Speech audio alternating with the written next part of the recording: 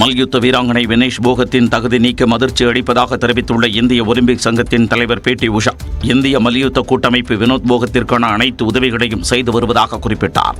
மகளிர் 50 கிலோ எடைப்பிரிவில் இந்திய மல்யுத்த வீராங்கனை வினேஷ் போகத் இறுதிப் போட்டிக்கு தகுதி பெற்றிருந்த நிலையில் அனுமதிக்கப்பட்ட எடைக்கு மேல் 100 கிராம் இருந்த காரணத்தால் திடீரென தகுதி நீக்கம் செய்யப்பட்டார்.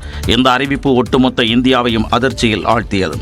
இது தொடர்பாக பாரிஸில் இருந்து விளக்கமளித்துள்ள இந்திய ஒலிம்பிக் சங்கத்தின் தலைவர் பி.டி. உஷா, வினேஷ் போகத்தை நேரில் சந்தித்து பேசி ஆறுதல் கூறியதாகவும் இந்த விவகாரம் தொடர்பாக உலக மல்யுத்த அமைப்பிடம் இந்திய ஒலிம்பிக் கூட்டமைப்பு கடும் எதிர்ப்பை பதிவு செய்துள்ளதாகவும் குறிப்பிட்டார். We are providing Vinesh all medical and emotional support. The Wrestling Federation of India has filed an appeal to UWW to consider the decision to disqualify Vinesh, and IOA is following that up in the strongest possible manner. Vinesh போகத்தின் உடல் எடையை குறைக்க அவரது மருத்துவ குழுவினர் இரவு முழுவதும் நடத்திய முயற்சிகளையும் அறிந்துள்ளதாகவும் பி.டி. உஷா விளக்கமளித்துள்ளார். வினேஷ் போகத் தகுதி நீக்க விவகாரத்தில் சதி இருக்கக்கூடும் என சந்தேகிப்பதாக குத்துச்சண்டை வீரர் விஜேந்தர் சிங் தெரிவித்துள்ளார்.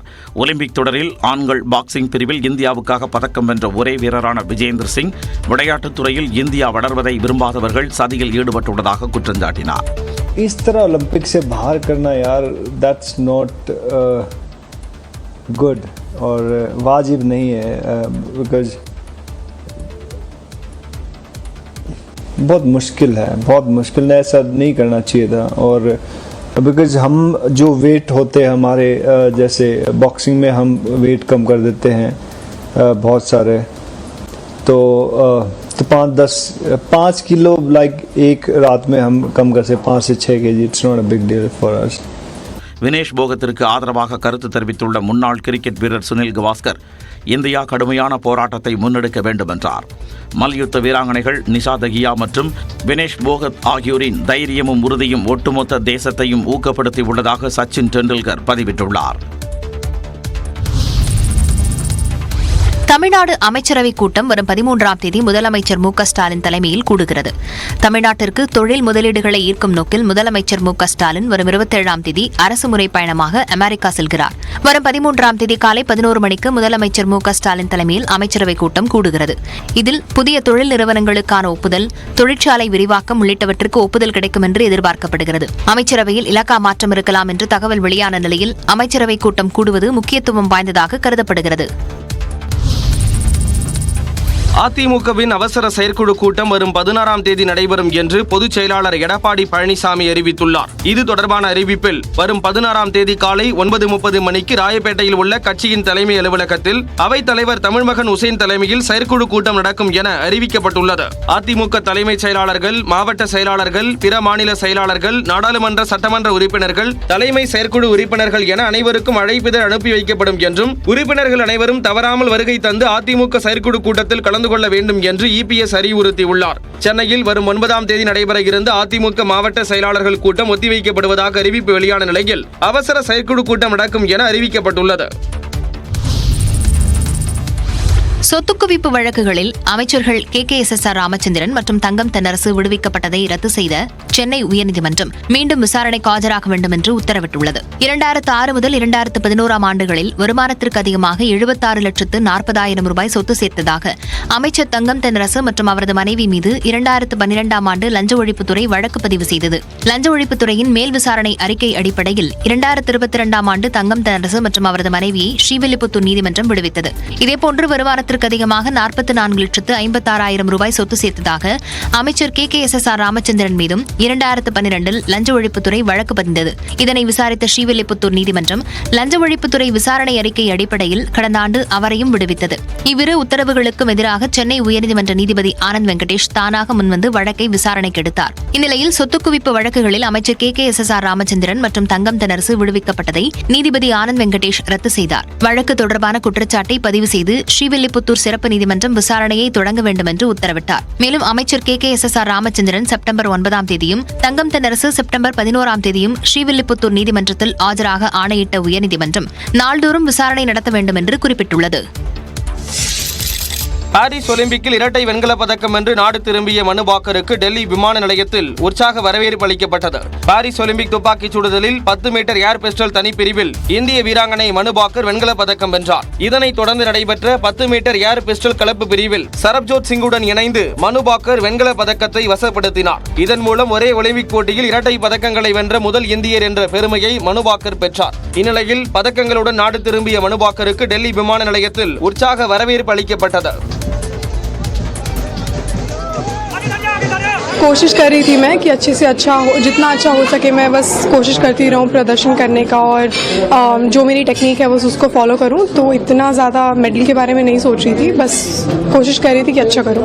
तो आपने कहा था आलू के पराठे खाओगे और आके आलू के जी कैसा लग रहा है? बहुत अच्छा लग रहा है क्योंकि बहुत लंबे समय से मैंने इंडियन खाना नहीं खाया था अच्छे से और यहाँ पहले ही स्वागत में मुझे आलू के पराठे और बहुत सारे और व्यंजन खाने को मिले तो बहुत अच्छा लगा. பாரிஸ் ஒலிம்பிக் நிறைவு விழாவில் மனு பாக்கர் தேசிய கொடியை ஏந்துவார் என்று எதிர்பார்க்கப்பட்டது. இந்நிலையில் அவர் நாடு திரும்பியதால் ஒலிம்பிக் நிறைவு விழாவில் தேசிய கொடியை ஏந்த போவது யார் என்ற ஆர்வம் ரசிகர்கள் மத்தியில் எழுந்துள்ளது. வயநாடு நிலச்சரிவை தேசிய பேரிடராக அறிவிக்க வேண்டும் என்று மக்களவையில் எதிர்க்கட்சித் தலைவர் ராகுல் காந்தி வலியுறுத்தினார். நிலச்சரிவால் பாதிக்கப்பட்ட வயநாட்டிற்கு தானும் தனது சகோதரி பிரியங்கா காந்தியும் நேரில் சென்று பார்வையிட்டதாக கூறிய ராகுல் காந்தி பாதிக்கப்பட்ட மக்களின் வேதனையும் வலியையும் கண்டு துயருக்கு உள்ளானதாக தெரிவித்துள்ளார். Like to urge the government to declare the Wayanad landslides as a national disaster.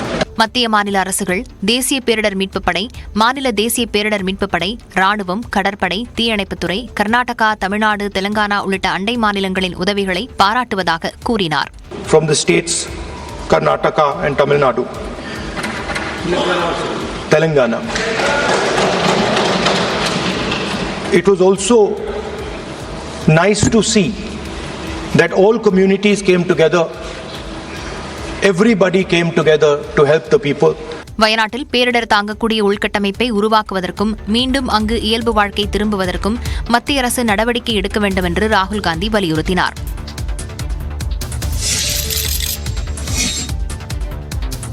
வயநாட்டில் நிலச்சரிவால் பாதிக்கப்பட்ட மக்களுக்கு உதவும் பொருட்டு முதலமைச்சர் நிவாரண நிதிக்கு நடிகர் பிரபாஸ் 2 கோடி ரூபாய் நிதியுதவி அளித்துள்ளார். கேரளாவின் வயநாட்டில் பெய்த தொடர் மழையால் சூரல்மலை, முண்டக்கை, பூஞ்சரி மட்டம் உள்ளிட்ட மலை கிராமங்களில் கடந்த 30ஆம் தேதி நிலச்சரிவு ஏற்பட்டது. இதில் அந்த மலை கிராமங்கள் முற்றிலும் மண்ணில் புதைந்த நிலையில் பலி எண்ணிக்கை 400ஐ கடந்துள்ளது. நிலச்சரிவில் சுமார் 400 வீடுகள் முற்றிலும் சேதமடைந்தன. இன்னும் ஏராளமானோர் மண்ணுக்குள் புதைந்திருப்பதாக கூறப்படுவதால் தேடுதல் பணி 1 வாரத்தை கடந்தும் நடைபெற்று வருகிறது. இந்நிலையில் நிலச்சரிவால் பாதிக்கப்பட்ட பகுதிகளில் அடுத்த 6 மாதங்களுக்கு மின்கட்டணம் வசூலிக்கப்படாது என்று அத்துறை அமைச்சர் கிருஷ்ணன் குட்டி அறிவித்துள்ளார். இதனால் சுமார் 1139 நுகர்வோர் பயனடைவார்கள் என்றும் அவர் தெரிவித்துள்ளார். இதனிடையே நிலச்சரிவால் பாதிக்கப்பட்ட மக்களுக்கு உதவும் வகையில் கேரள முதலமைச்சர் நிவாரண நிதிக்கு பல்வேறு சினிமா பிரபலங்களும் தொழிலதிபர்களும் நிதியளித்து வருகின்றனர். நடிகர் சிரஞ்சீவி 1 கோடி ரூபாய் அளித்த நிலையில் நடிகர் பிரபாஸ் 2 கோடி ரூபாயை கேரள அரசுக்கு நிவாரண நிதியாக அளித்துள்ளார்.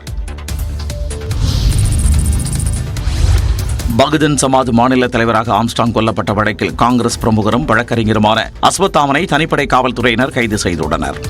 ஆம்ஸ்ட்ராங் கொலை வழக்கில் ஏற்கனவே கைதான வழக்கறிஞர் அருள் கொடுத்த தகவலின் அடிப்படையில் அஸ்வத்தாமனை தனிப்படை காவல்துறையினர் கைது செய்தனர்.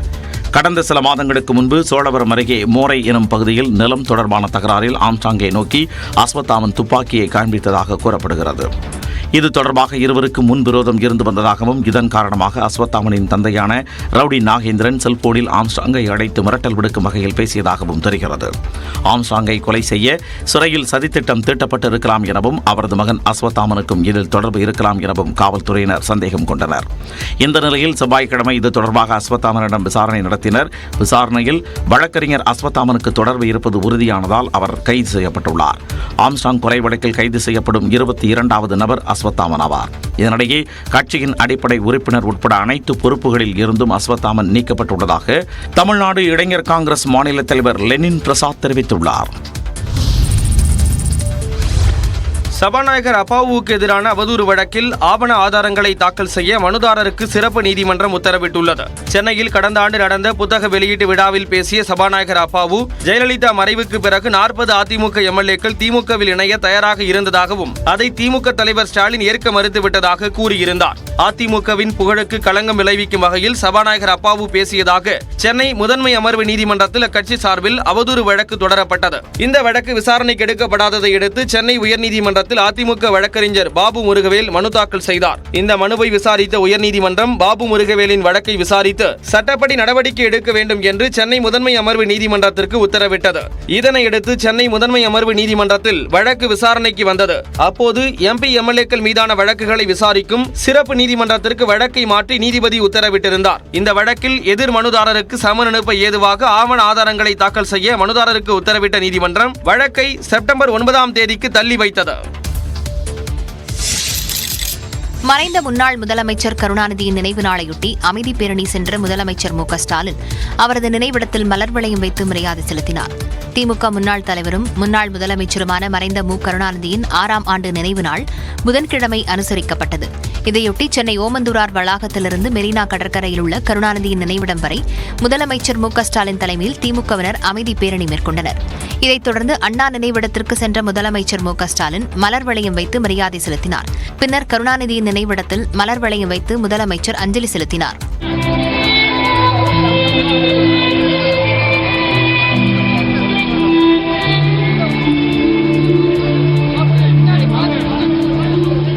திமுக அமைப்புச் செயலாளர் ஆர்.எஸ். பாரதி, நாடாளுமன்ற உறுப்பினர்கள் கனிமொழி, ஆர். ராசா, ஜெகத் ரட்சகன், அமைச்சர்கள் துரைமுருகன், உதயநிதி ஸ்டாலின், கே.என். நேரு, சேகர்பாபு உள்ளிட்டோரும் கருணாநிதிக்கு அஞ்சலி செலுத்தினர். ராமநாதபுரத்தில் தமிழ்நாடு மீனவ சங்கமும் இலங்கை மீனவர் சங்கமும் இணைந்து கூட்டம் நடத்த மத்திய வெளியுறவுத்துறை அமைச்சர் ஜெய்சங்கர் அனுமதி தந்துள்ளதாக தமிழக பாஜக தலைவர் அண்ணாமலை தெரிவித்துள்ளார்.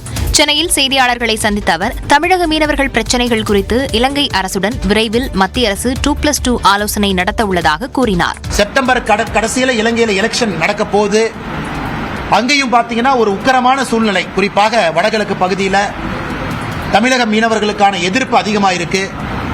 அங்க இருக்கக்கூடிய அரசியல் தலைவர்கள் எல்லோருமே ஒருமித்த கருத்துல தமிழக மீனவர்கள் வரும்பொழுது அதிகமான நாட்கள் சிறையில வைக்கணும் அப்படின்னு அங்க இருக்கக்கூடிய தலைவர்களும் பேச ஆரம்பிச்சிருக்கிறார். கடவுள் மறுப்பு இனி கை கொடுக்காது என திமுக உணர்ந்து விட்டதாகவும் விரைவில் முதலமைச்சர் ஜெய் ஸ்ரீராம் சொல்லிவிடுவார் என்றும் அண்ணாமலை கூறினார். இன்னைக்கு 24, 25 பழனியில இந்த மாநாடு நடத்துறோம், முருகர் மாநாடு நடத்துறோம். கண்டிப்பா நடத்துங்க, அதெல்லாம் எந்த தவறு இல்லை. முருகபெருமானே வீடு வீடா எடுத்துட்டு போகணும், அதைத்தான் நாங்க செய்யறோம். இதற்கு முன்பு பாரதிய ஜனதா கட்சி வெற்றிவேல் யாத்திரை நடத்தணும், எல்லா சமுதாயத்தையும் ஒன்னா கொண்டு போகும். இதே வேகத்தில் போனாங்கன்னா முதலமைச்சர் ஜெய் ஸ்ரீராம் சொல்லிடுவாருன்னு நினைக்கிறேன். அருந்ததியினர் சமுதாயத்திற்கான இடஒதுக்கீட்டை உயர்த்துவது குறித்து முதலமைச்சர் அனைத்துக் கட்சி கூட்டத்தை கூட்டி ஆலோசனை நடத்த வேண்டும் என்றும் அண்ணாமலை வலியுறுத்தினார். மீனவர் பிரச்சினை குறித்து வெளியுறவுத்துறை அமைச்சருக்கு அண்ணாமலை சொல்லித்தர தேவையில்லை என்று அதிமுக முன்னாள் அமைச்சர் ஆர்.பி. உதயகுமார் தெரிவித்துள்ளார். மதுரை மாவட்டம் சோழவந்தான் அருகே மண்ணாடிமங்கலத்தில் செய்தியாளர்களை சந்தித்த அவர், கச்சத்தீவு பிரச்சினையில் மத்திய அரசு இரட்டை வேடம் போடுவதாக குற்றஞ்சாட்டினார். இந்த வெளியுறவு பிரச்சனைகளை பற்றி மிக தெளிவாக ஜெய்சங்கர் அவர்கள் அறிவார்கள். அண்ணாமலை போய் சொல்லித்தான் மத்திய வெளியுறவுத்துறை அமைச்சருக்கு தெரியணும் அவசியம் கிடையாது. கச்சத்தீவு பிரச்சனையை ஃபிங்கர் டிப்ஸ்ல அவர் சொல்லுவார். திமுக ஆட்சியில் அதிகாரத்தில் உள்ளவர்களுக்கும் சாமானிய மக்களுக்கும் பாதுகாப்பில்லை என்று உதயகுமார் விமர்சித்தார். பாதுகாப்பில்லை, ஆண்டிக்கும் பாதுகாப்பில்லை, அரசியல் கட்சி தலைவர்களுக்கும் பாதுகாப்பில்லை, சாமானியர்களுக்கும் பாதுகாப்பில்லை. பேரிடர் காலங்களில் மாற்றாந்தாய் மனப்பான்மையுடன் மத்திய அரசு நடக்கக்கூடாது என்றும் அவர் தெரிவித்தார். விருதுநகர் மாவட்டம் வெம்பக்கோட்டையில் நடந்த அகழாய்வில் சுடுமண்ணாலான இலை வடிவ வடிதட்டு கண்டெடுக்கப்பட்டது. வெம்பக்கோட்டை விஜய கரிசல் குளத்தில் 3ஆம் கட்ட அகழ்வாராய்ச்சி பணிகள் நடைபெற்று வருகின்றன. அகழாய்வில் இதுவரை கண்ணாடி மணிகள், சுடுமண் பொம்மை, செப்புக்காசு, சுடுமண் அணிகலன்கள் உள்ளிட்ட ஆயிரக்கணக்கான தொல்லியல் பொருட்கள் கிடைத்துள்ளன. இந்நிலையில் சுமார் 1.83 மீட்டர் ஆழத்தில் மண்ணை வெட்டி எடுத்தபோது சுடுமண்ணால் ஆன வடிதட்டு கண்டெடுக்கப்பட்டுள்ளது. இலையின் வடிவத்தில் அலங்கரிக்கப்பட்ட இந்த வடிதட்டை திடப்பொருளில் இருந்து திரவப் பொருளை பிரித்து முன்னோர்கள் பயன்படுத்தி இருக்கலாம் என தொல்லியல் துணை இயக்குனர் பொன் பாஸ்கரன் தெரிவித்துள்ளார்.